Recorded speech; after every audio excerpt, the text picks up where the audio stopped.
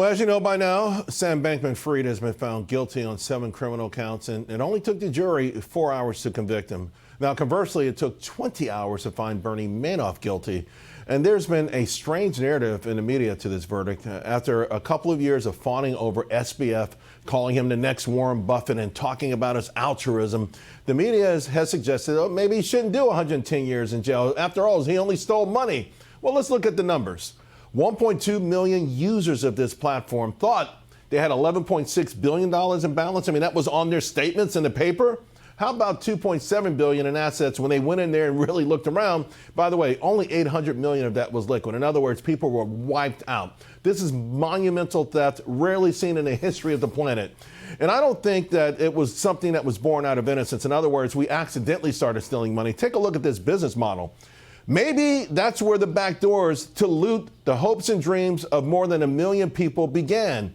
Think about this. How many young adults went in there thinking, I'm going to make some money so I can get married and start a family, have children, start a business? That model right there, that is not a lemonade stand, folks. That wasn't innocent stuff in my mind. And I keep hearing about how distraught the family was. That's a daily scene in criminal court. Even when there's evidence that's overwhelming, mothers scream in agony to the top of their lungs, oh, please give my baby a second chance. You know, Tupac is one of my favorite rappers, right? And my favorite song from him is Dear Mama. There's a line in there that goes, I reminisce on the stress I caused. It was hell, hugging on my mama from a jail cell. Who think in elementary, hey, I'd see the penitentiary one day. Now, of course, there was no one in the courtroom to feel sorry for Tupac's mother. In fact, it's far too early to talk about feeling any sort of pity or sympathy at all because the case should not be done. Put the pity party aside for the moment.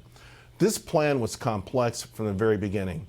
Are we to believe that the most brilliant people in Silicon Valley was somehow hoodwinked? That this dude with the disheveled hair, wearing the old T-shirt and the Birkenstocks, walked into the offices of the most sophisticated people, the people that own $400 million yachts, that somehow he was able to hoodwink them? And yet a jury of unsophisticated people saw the light in just a few minutes?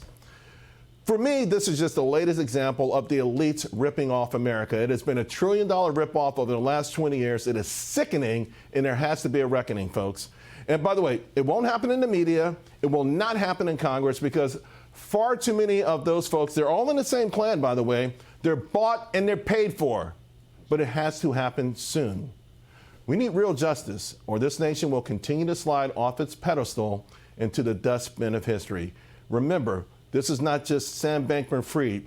It's WeWorks, valued at $47 billion, bankrupt, worth $50 million. It's company after company after company. Something is going on. It is orchestrated. It's designed to steal money from you. It's designed to steal money from me. It's designed to kill our dreams and our hopes. And we have to start fighting back.